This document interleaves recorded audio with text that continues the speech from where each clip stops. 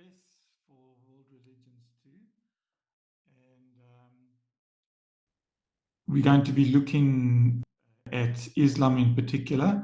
So the first world religions obviously took a look at, a whole lot of, world religions like Buddhism and Hinduism, Judaism, etc. We did touch on Islam as well in those notes, but I wanted to focus particularly on Islam and have a separate module for it because I think it's probably the one that you're most likely to encounter in South Africa. Obviously you'll encounter cults as well, Christian cults, but we're differentiating, as I said, between world religions and cults. So in this one, I'm going to be giving 4 or so lectures, but at the same time, I'm not going to cover everything in the notes, so do read the notes. I've taken a slightly different approach on this one. Some of the stuff you'll see is a little more light-hearted and not as scholarly as what I normally try put the documentation at the format that I use. And I was tempted to maybe change it, and then I decided to keep it the same. I used some of the source materials from some previous research I've done, and some of the takes on it is a bit light-hearted. So it's normally with the scholarly stuff, I try to just keep it factual, but I'm just pointing out that you'll notice every now and then a little bit of sarcasm being used and a little bit of wit, and it's intentional. So it is a little bit different in that sense. And what I'm not going to be going through in the sequence that we've got it in the notes, but we're going to be looking predominantly at the differences in, the take on the treatment of women, infidels, that's in other words, non-believers, and, looking at the differences in particular between Jesus and Muhammad, because they are obviously the key figures in Christianity and in Islam. And then also at the differences between the Bible and the Quran and the Hadith. The Quran is obviously the holy book of the Muslims. The Hadith is kind of, considered as well. It's a collection of writings, which were the collections of the sayings and the actions of Muhammad, which is also considered to be sort of almost on a par with scripture. But let's get cracking. So this one, as I say, it doesn't come chronologically in this order in your notes, but I'm going to be looking at the treatment of women in Islam as opposed to what we see in the Bible.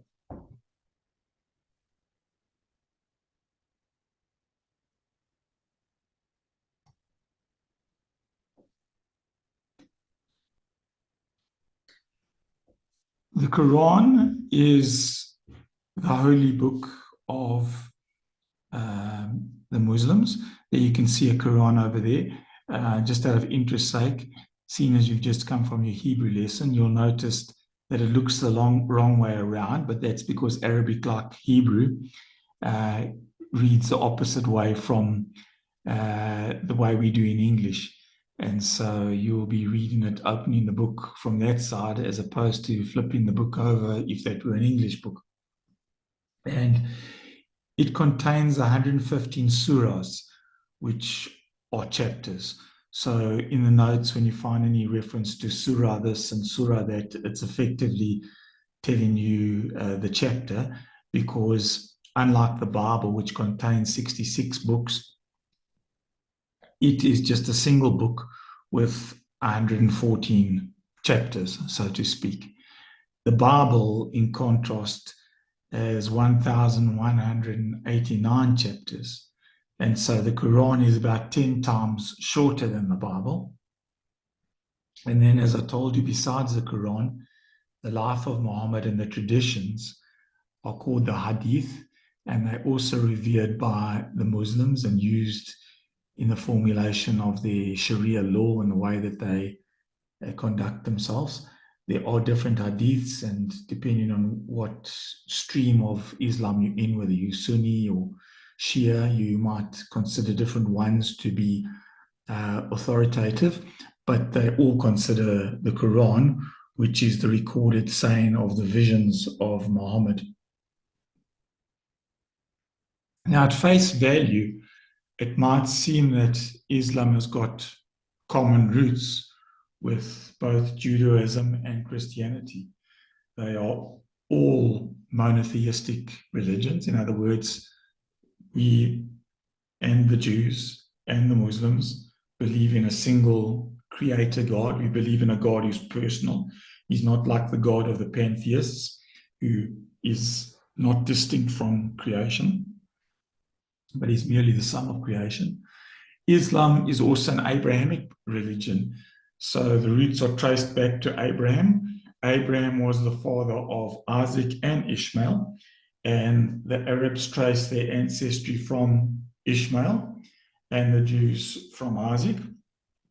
As Christians, we obviously believe that Jesus came through the line of Isaac, because Isaac was the son of the promise. But there are both religions that revere Abraham. And in fact, in Islam, they also honor Adam, Noah, Moses, and Solomon, and Jesus, all as prophets. And Muslims claim to accept the Old and the New Testament writings, and they look forward, you might not be aware of this, to the return of Jesus. They call him Isa, to judge the earth. But the teachings of the Quran are sharply contrasted to the Bible in certain areas. And obviously then the most important area, which is the area of salvation.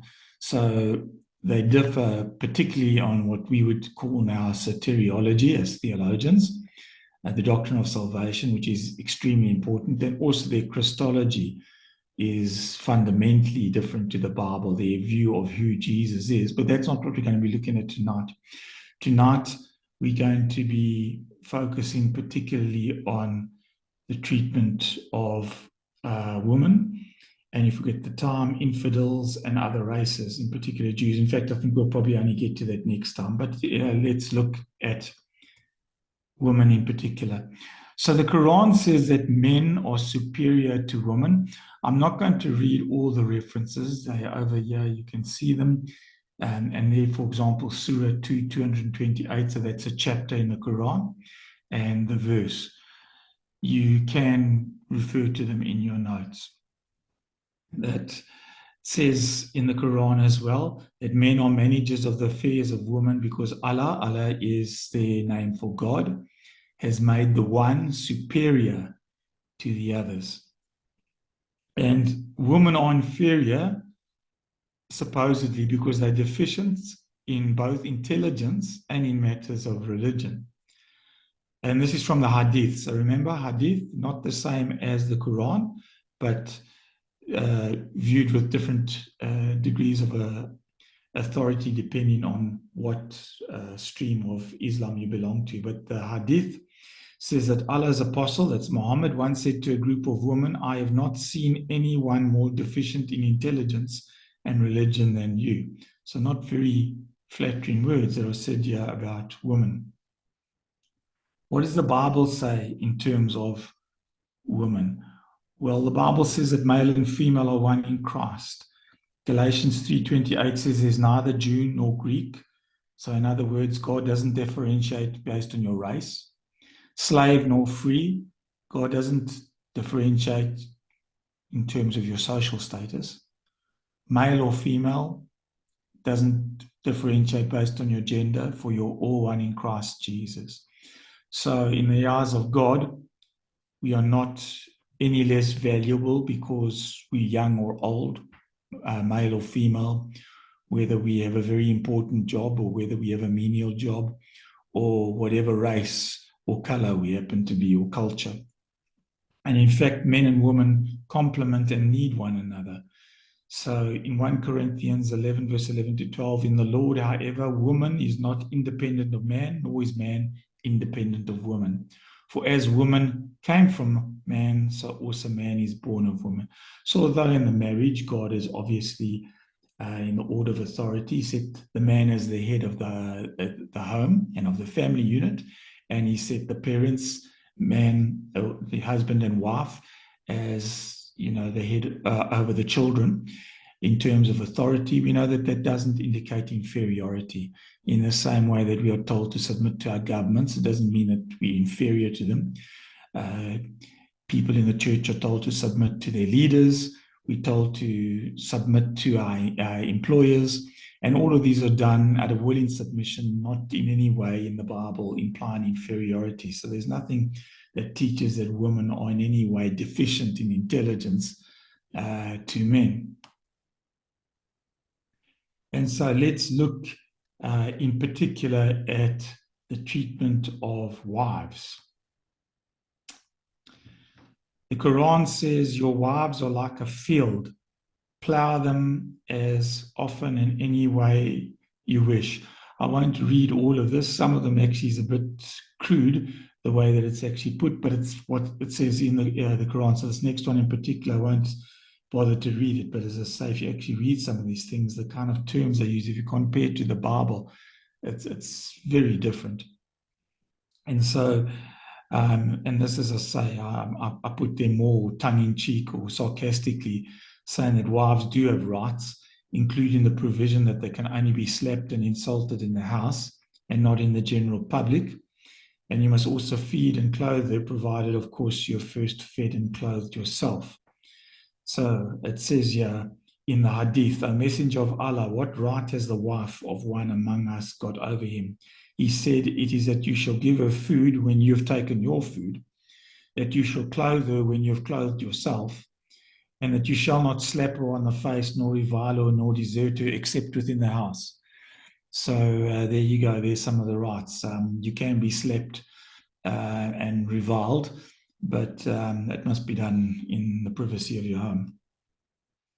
What does the Bible say about how we treat our wives? Husbands, love your wives, it says in Ephesians 5:25-29, just as Christ loved the church and gave himself up for her. And so that's quite a standard that we have to attain. It's basically said that the treatment that we have of our wives is the same way that Christ treated the church.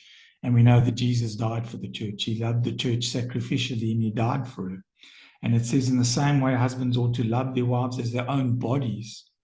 He who loves his wife loves himself. After all, no one ever hated his own body, but he feeds and cares for it just as Christ does the church.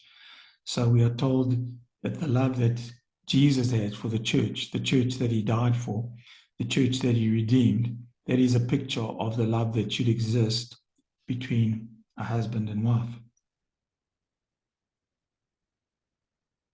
Now, in Islam, a Muslim woman can only have sex after her marriage, and she can only have it with one Muslim man, and sex is permitted to her only with her husband. But the husband may marry and have sex with more than one woman, as well as sex with non-Muslim slave girls, according to the writings, who are unmarried or married to non-Muslim men. So even if they are married, provided that's not to a Muslim. The Hadith says a wife should never refuse herself to her husband, even if it is on the saddle of a camel. As I say, some of the stuff is rather crude from what you would expect to find in supposed scripture.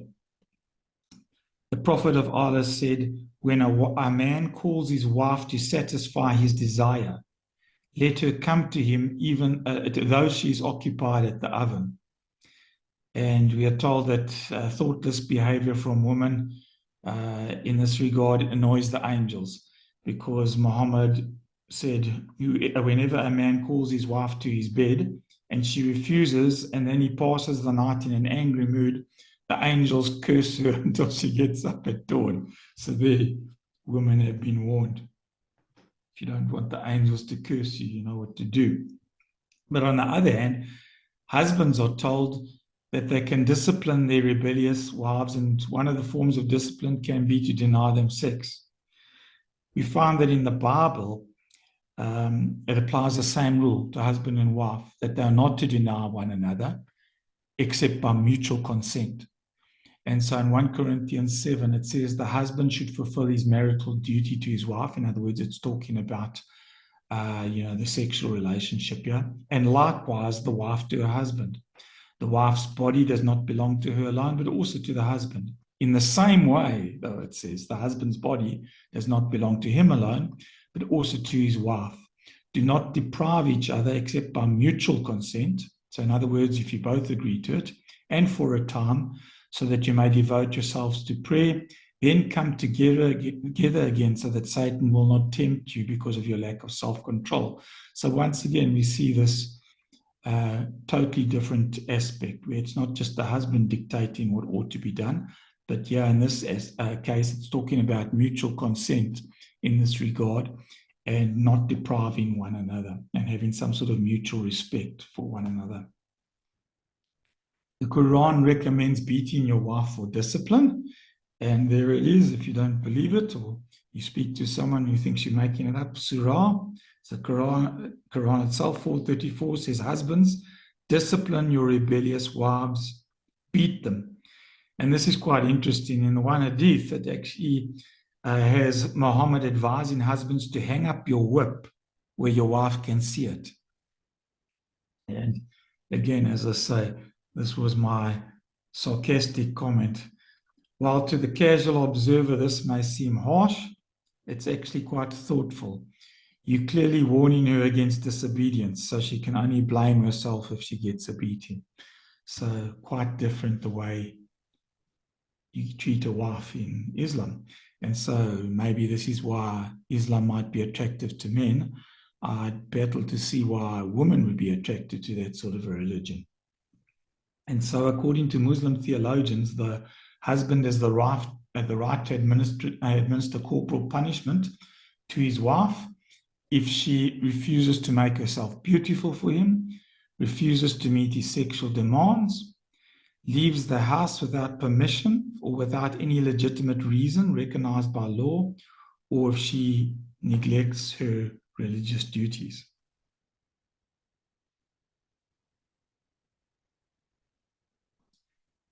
And this is from Wikipedia. It says, in Lebanon, as many as 3/4 of all Lebanese women have suffered physical abuse at the hands of husbands or male relatives at some point in their lives. In Afghanistan, over 85% of women report domestic violence. And you'll find that typically in these Muslim nations like Syria, Pakistan, Egypt, Morocco, etc., there's a lot of gender-based violence, we would call it. The difference being that under Sharia law, anyway, it is allowed, as we've seen in certain circumstances, it's actually justified. Does the Bible allow you to beat your wife if she annoys you or doesn't obey your explicit instructions? Well, in Colossians 3 verse 19 says, husbands, love your wives and do not be harsh with them. I'd imagine beating them and hanging up your whip where they can see it might be considered to be harsh. 1 Peter 3:7, husbands, in the same way, be considerate as you live with your wives and treat them with respect as the weaker partner. Now, when it says there as the weaker partner, again, it's not implying inferiority in terms of intelligence. It's just pointing out the obvious fact that women are physically smaller and physically weaker than men. And obviously, in a fight, a man would normally have the advantage. And so it's saying that men are not to abuse their physical advantage and their strength, and they need to be considerate with their wives and not to beat them.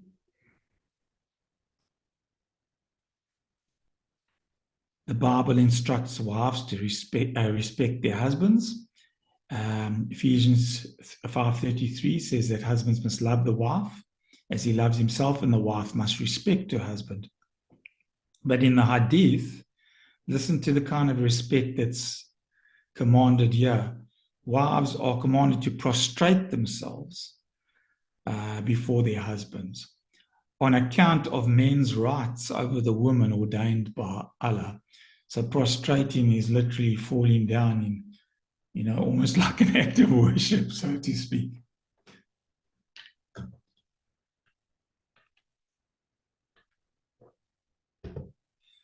The Bible tells us that our wives are a blessing from God. Proverbs 18:22. He who finds a wife finds what is good and receives favor from the Lord. And in Proverbs 31, which is a chapter that's all devoted on the praise of this woman who is not only a wife but a mother, and the whole chapter is just about praising all that she does for the family. And it says in verse 28 that her children arise and call her blessed. In other words, she's entitled to praise from her children. Her husband also, and he praises her. Many women do noble things, but you surpass them all. And it says, give her the reward she has earned, and let her works bring her praise at the city gate. The men would typically gather at the gate. And so they've been told, that you need to be declaring the praises of your wife to the other husbands at the city gate. What a difference. The Quran says that a man can marry women, 2 or 3 or 4. Now, polygamy was permitted in the Old Testament, as you will be aware. You'll know that guys like Abraham and Isaac, not Isaac. Isaac was only married to one woman, to Rebekah, but Jacob was married to 2 women and had 2 concubines, and we know that there were many men of God, even like David, who had more than one wife. And so, although there's not anything explicit in the Old Testament which condemns the practice, we find that in the New Covenant, which is obviously the covenant by which Christians are governed, even though it's not outright forbidden, it's frowned on. So in 1 Timothy 3 verse 2, when it's talking about the requirements for an overseer, which is the word that would apply to both an elder and what we would call a pastor, it says they must be the husband of but one wife. And that would obviously exclude a polygamous relationship as well. And the same is said of a deacon in 1 Timothy 3:12. And in Titus 1 verse 6 says an elder must be blameless, the husband of but one wife. Now, although Muhammad limits his followers to having 4 wives, he himself took many more. And so the amount of wives he took was a point of contention by the Jews in his day. And Ali Dashti says that all the commentaries agree that verse 57 of Surah 4, that's in the Quran, was sent down after the Jews criticized Muhammad's appetite for women, alleging that he had nothing to do except to take wives. So he had a different rule for himself and for his followers. So there are at least 22 that we were aware of, and yet he tells his followers they must have at the most 4. But just some observations about that list.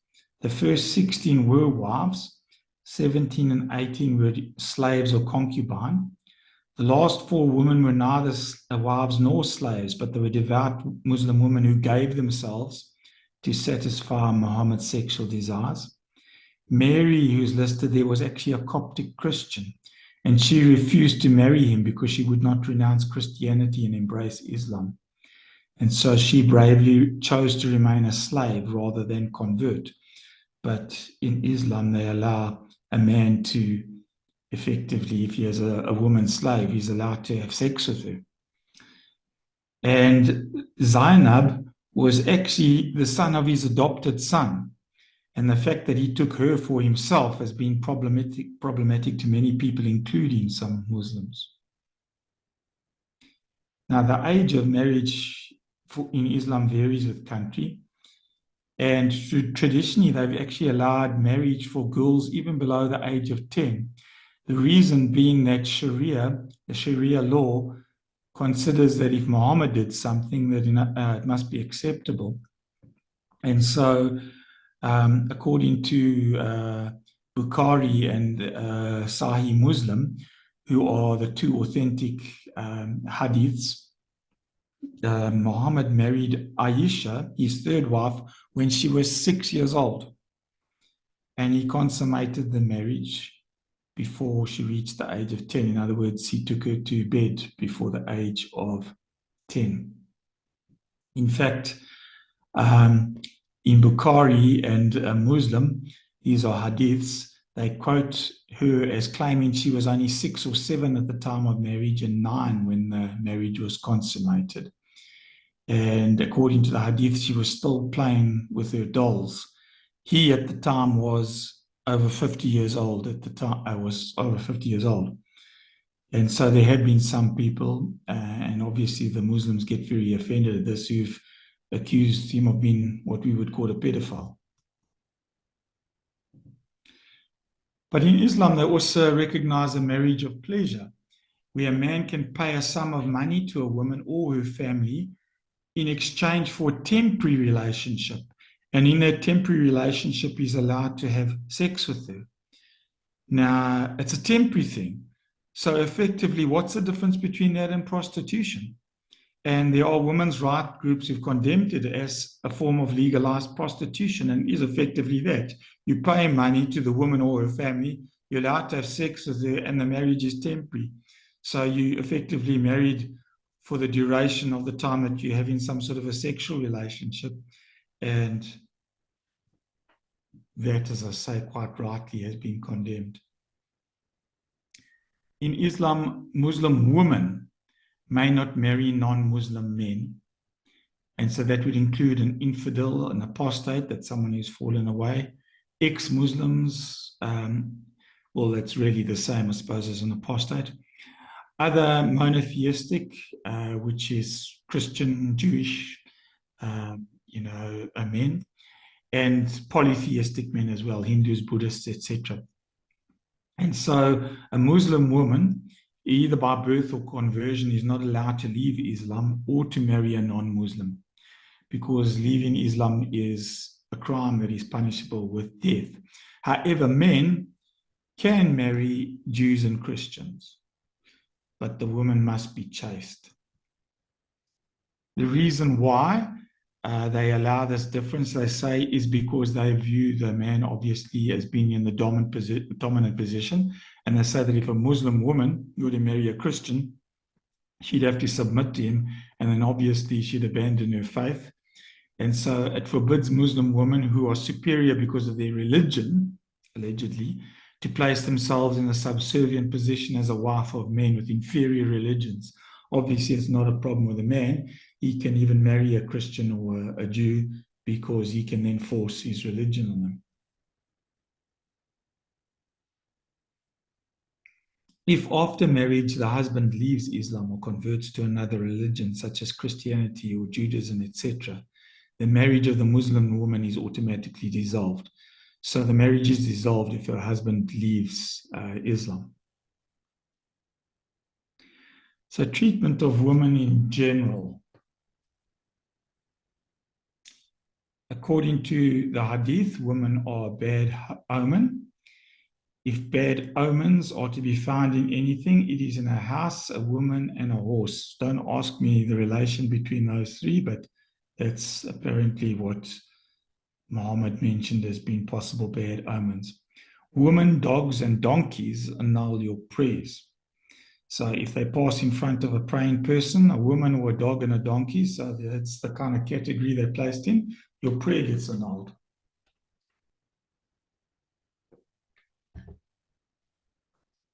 Muhammad said, according to the hadith, I've not left any affliction more harmful to men than women. There's no calamity I fear in my nation more than women and wine. They are a hindrance to men spiritually. Had it not been for women, God would have truly, truly been worshipped.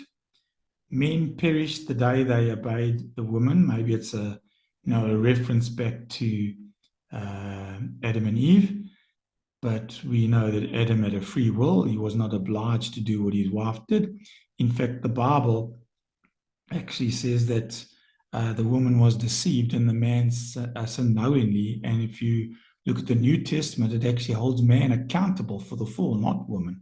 We find that it talks about Adam's sin being passed on and that men being responsible for sin, and it doesn't lay the blame all on Eve as they do over here, seemingly. And on top of all that, it says that women are ungrateful to their husbands and are ungrateful for the favors and for the good charitable deeds done to them. If you've always been good to one of them and then she sees something in you not of her liking, she will say, I've never received any good from you. A bit of a generalization. Women, we are told, are not trustworthy in keeping a confidence. Now, that might be true of some women, but the same may be said of some men. Muhammad refers to women as toys and said that, like the rib she was made from, women are crooked.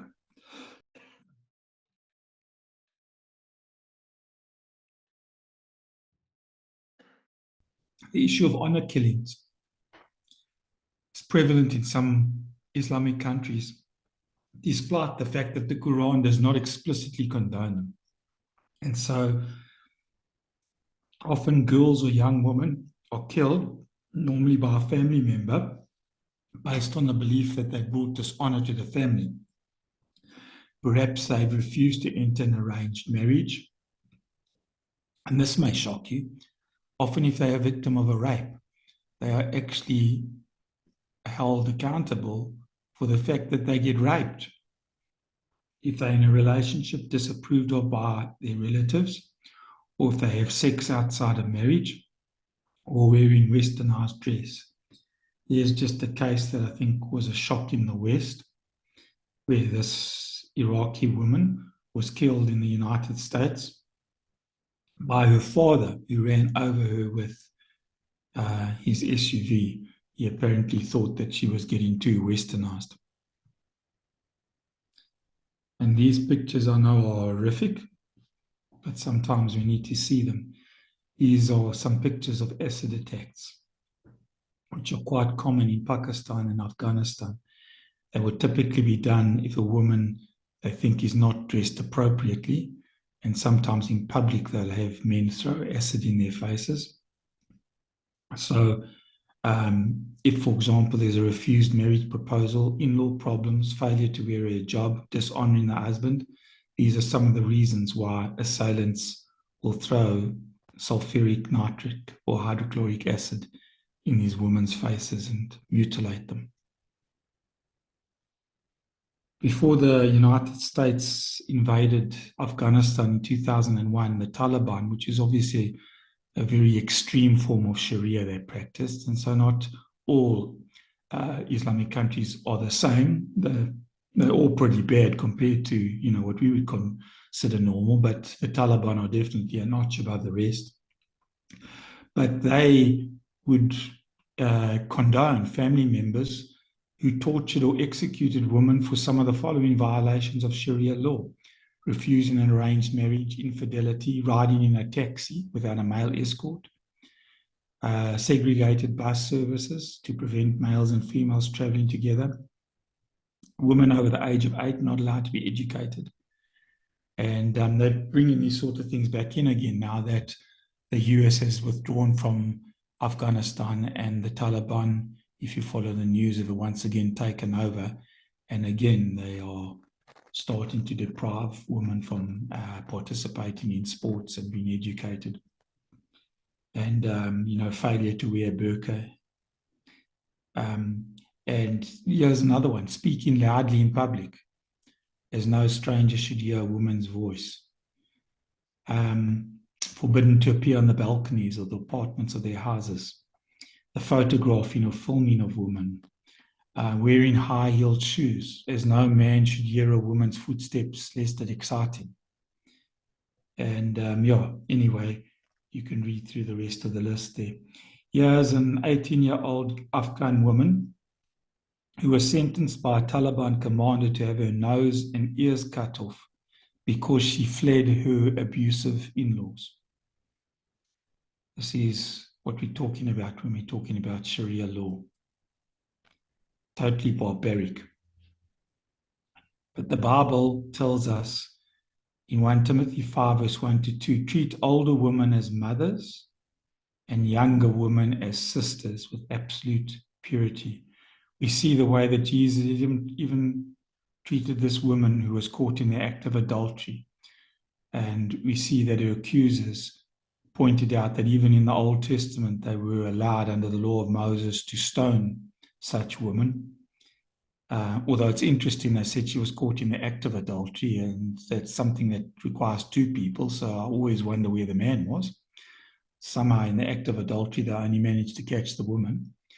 But when they brought her to Jesus, we know his response, where he said, if any of you is without sin, let him be the first to throw a stone at her.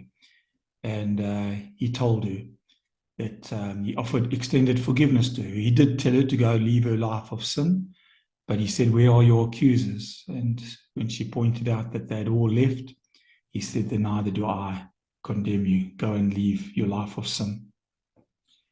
When the disciples criticized the woman, and this is a woman who was said to be a sinful woman, some believe that she would have been a prostitute. And we know that they criticized her when she anointed him. And what does Jesus do? He defends this woman. Not only is she a woman, she's a woman who is a sinful woman.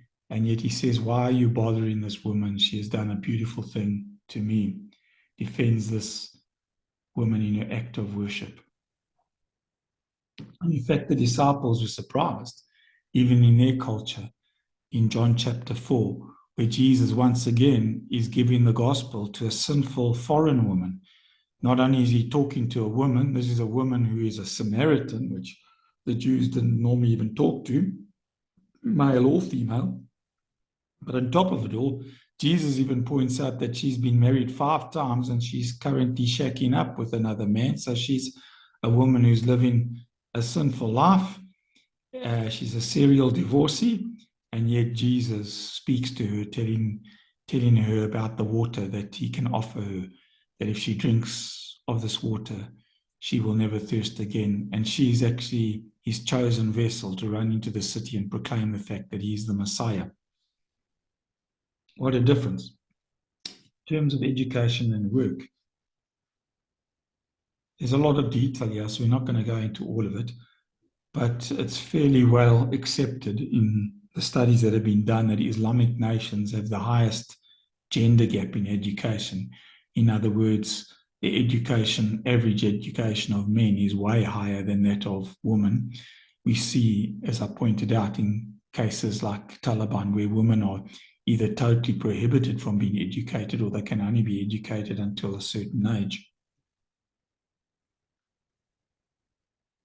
And so in some cases, it's frowned upon women working. If they do get permission to work, they have to work sometimes in a segregated area. They're not allowed to be in the same area as a man. I know that we once had a Muslim woman working with us, and she had to ask us if she'd allow her to sit in a cordoned off area. We did oblige her because it was part of the requirement of her religion. But although she was permitted to work, she wasn't to be allowed to be in the same room as any man. And in fact, until relatively recently, Saudi Arabia was the only country in the world where women weren't even allowed to drive. And that has only changed, as I say, relatively recently. I think within the last 5 or so years, they passed a law where now women are allowed to drive. According to a 2012 World Economic Forum report, they say that the Middle East and North African region, which is obviously predominantly Islamic, is the lowest on economic participation, employment opportunity, and political empowerment of women. The 10 countries with the lowest women labor force participation in the world, and you'll notice that all of them are Islamic: Jordan, Oman, Morocco, Iran, etc., etc., etc.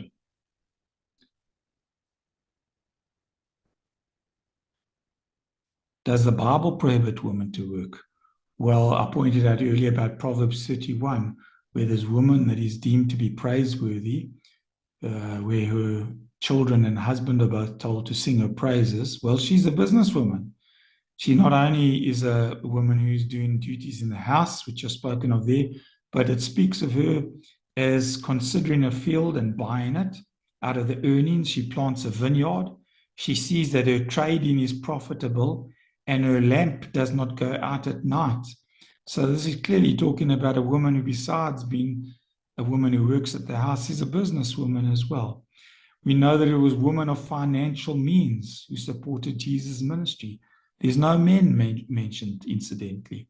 So in Luke chapter 8, it says Mary Magdalene, from whom 7 demons had come out, Joanna, the wife of Chuza, the manager of Herod's household, Susanna, and many others. It says these women were helping to support them out of their own means. So there may have been men who did as well, but they're not mentioned. It's only mentioned women who were actually supporting Jesus and his disciples in their ministry. So they were women of financial means. We know that Ruth worked in public, and she was clearly working with women, with men, as well.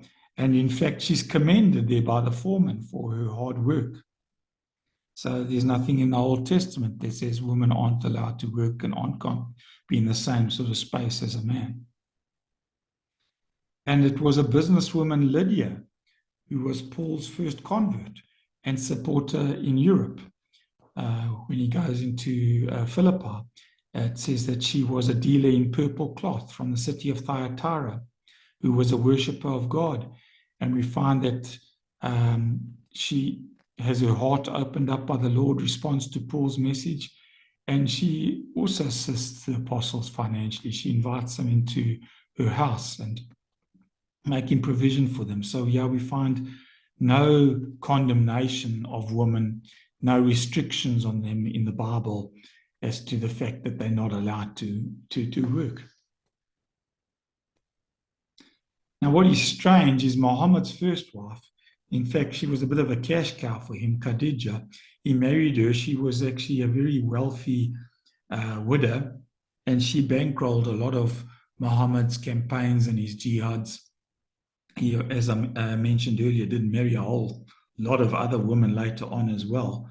But she was a very extremely wealthy businesswoman.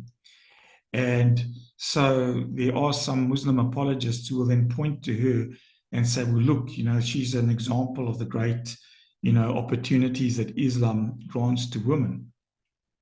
And some cite her as an example of the vibrant, liberating spirit of early Islam.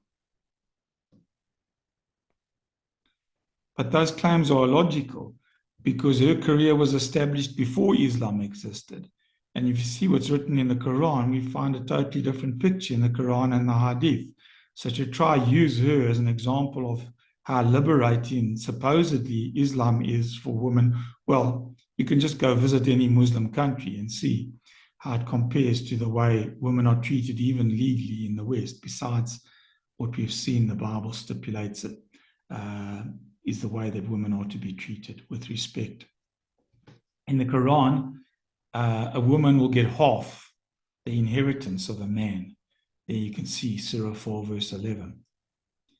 But even in the Old Testament, we find that women were allowed to get an inheritance. And we have the case in Numbers 27, where the daughters of Zelophehad come and appeal to Moses, because at that time, women weren't able to get an inheritance. And so they appealed to him because this man died and he had no son anyway. And the Lord says to Moses, what Zelophehad's daughters are saying is right. You must certainly give them property as an inheritance among their father's relatives and turn their father's inheritance over to them. Say to the Israelites, if a man dies and leaves no son, turn his inheritance over to his daughter. So that wasn't the common practice then. It was the practice, obviously, that the oldest son inherited. But yeah, and this was quite revolutionary in those days. They are told that if there is no son, that the daughter is quite entitled to inherit. Then let's have a quick look at the dress of women.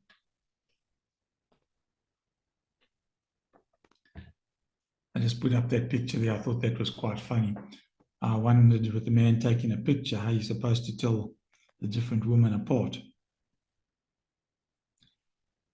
And so the Quran says of women's dress, say to the believing women that they should lower their gaze, guard their modesty, that they should not display their beauty and ornaments, except what must ordinarily appear thereof, that they should draw their veils over their bosoms, and not display their beauty except to their husbands, their fathers, their husbands' fathers, their sons, or basically family members. Okay, or small children who have no sense of the shame of sex. I don't know why sex is shameful. And they should not strike their feet in order to draw attention to their hidden ornaments. In the hadith, when Muhammad is asked whether it's right for a young woman to leave her house without a veil, he replies she should cover herself with the veil of her companion. Here's another one. After Muhammad issued the command for women to cover themselves, the women responded by tearing up sheets to cover their faces. And so the Islamic law requires women to cover themselves. And as I pointed out, in some of these countries, if they don't adhere to that, they can either endure a beating, or they can have the religious police come down on them, or they can have acid chucked in their faces, or the worst case, they can even be the victim of an honor killing. And the head covering is interpreted as a symbol of male domination by most critics, and by many Muslim women who fight for the right to dress as they please. In December 2007, there was a case of a father in Canada, a Muslim man, who beat his 16-year-old daughter to death for refusing to wear the hijab. Now, some insist that the veil is not mandated by the religion, although they do not have anything within the sacred text to counter the passages in which Muhammad instructed its use. And just for those of you who don't know, some of the different traditional Muslim headgear. The burqa you can see is probably one of the worst, almost kind of looks like Darth Vader, you only have the eyes sticking out, whereas the hijab is, a little bit more liberating, where at least they can show their face. So depending on, how extreme they are, what different brand of Islam they subscribe to, or country that they're in, you find different restrictions, but there are some typical head coverings that are prescribed. Now, there are women who wear the hijab by choice, but it's not possible to say what percentage. And in 2011, an imam, imam is effectively, you could say, a Muslim preacher, at a supposedly moderate mosque in Washington, claimed that Muslim wives wear the hijab because they want to, but then he stated that they must be punished if they refuse. And Pakistan is one of the places where uncovered women are routinely attacked with acid. And in Iran, Basij fundamentalists have raped and killed women that they deem to be dress code violators. And apparently, women are to blame for rape because of the way they dress. So it's their fault. And so this cleric that's mentioned over here have said that unveiled victims of public rape invited their attackers. If I came across a rape victim, kidnap and violation of honor, I would discipline the man and order that the woman be arrested and jailed for life. Why would you do this, Rafihi? He says because if she had not left the meat uncovered, the cat would not have snatched it. If you take uncovered meat and put it on the street, on the pavement, in a garden, in a park, or in the backyard without a cover, and the cat eats it, is it the fault of the cat or the uncovered meat? The uncovered meat is the problem. Well, what an analogy. But there you go. If a woman doesn't have her face properly covered, it's actually her fault if she gets raped, because after all, she's tempting the man. And so in keeping with that theme, Muslim rapists, even in the West, have been known to try to credit their motivation for rape to the victim's choice of dress. And there was a case like that in Australia in 2011. And so some Muslims claim that the conservative dress code for women is for their own protection and to reduce their chances of being raped. but the statistics indicate that rape is highest in predominantly Muslim countries. So how does that work? And that's possibly because, as I've pointed out, Muslim laws have laws that are soft on rape and often blames the female victim rather than the male perpetrator. Countries where the burqa is commonly worn have the highest rates of domestic violence. And I won't read all of those because our time is short. What does the Bible say about women dress code? Well, in the Bible, women are told to dress modestly, 1 Timothy 2, with decency and propriety. So women are not told to dress indecently. In 1 Peter 3, verse 3 to 4, it says to women that your beauty should not come from outward adornment, such as elaborate hairstyles and the wearing of gold jewelry or fine clothes. Rather, it should be that of your inner self, the unfading beauty of a gentle and quiet spirit, which of great worth in God's sight. But there's no legalistic restriction. There's no requirement, even in the Old Testament, by the way, for women to cover their faces. You find that in patriarchal times, it was prostitutes who covered their faces. Genesis 38, verse 15, when Judah saw her, he thought she was a prostitute, that's Tamar, for she had covered her face. And it's quite clear that there was no need, as we read earlier in the Quran and the Hadith, for women to have to hide their beauty from anyone except their immediate family, because we are told in Genesis 12 that Abraham, and remember, the Muslims will point to Abraham as being one of their heroes of the faith. When he came to Egypt, it says that the Egyptians saw that his wife Sarah was a beautiful woman. Now, how would they know that she was a beautiful woman if they weren't able to see what she looked like? And in a public place, Abraham's servant could immediately see that Rebekah was beautiful. In Genesis 24, it says before he had finished praying, Rebekah came out with a jar on her shoulder. That's in public. And it says the girl was very beautiful. So even in the Old Testament, it was quite possible in public for a woman's beauty to be displayed. And there was no provision against it. And bear in mind that the Old Testament, in many cases, might be more restrictive than the New Testament. But there was no restriction in that regard that women had to totally cover their faces. Okay, our time's almost up, so let's maybe end with this one. The Quran considers the value of a woman's witness to be half as valuable as that of a man. And this is only reasonable, tongue-in-cheek again, because women are, of course, deficient in intelligence. And that's not me saying that. Muhammad said, isn't the witness of a woman equal to half of that of a man? The woman said, yes. He said, this is because of the deficiency of a woman's mind. Okay. So in practice, in countries where Sharia law is in effect, they do treat a woman's testimony as half that of a man.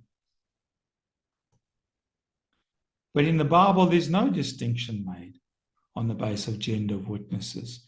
The simple provision given in the Bible that is one witness is not enough to convict a man accused of a crime, and that you need at least 2 or 3 witnesses. But it doesn't say that if it's women, then you have to have 4 or 6. Which would be the case, in Islam, where effectively they only have half the value of a man. So the Bible requires 2 or 3 witnesses, but there's no distinction made on the basis of gender. And I find it very interesting that the woman is chosen by Jesus to be the first witness for his resurrection. That could have been any of the 12 who was the first witness, but who is the first witness? And it's pointed out more than once in John's Gospel as well, but in Mark 16, verse 9, when Jesus rose early on the first day of the week, he appeared first to Mary Magdalene. Okay, so he chose her as someone whom we call the apostle to the apostle, because the apostle was the witness to the resurrection. She was the very first one who even ran to the apostles, even to Peter and John, and said, I've seen the Lord, he's risen, and was the testimony of Jesus' resurrection. So even though the witness of woman is discounted in Islam, Jesus chose women witnesses, and he chose Mary Magdalene to be his first witness. of the resurrection. Here's some more. You can check in the notes. Muhammad said that the majority of people going to hell are women. I stood at the gate of the fire and saw that the majority of those who entered it are women. So obviously they're a lot more sinful than us men.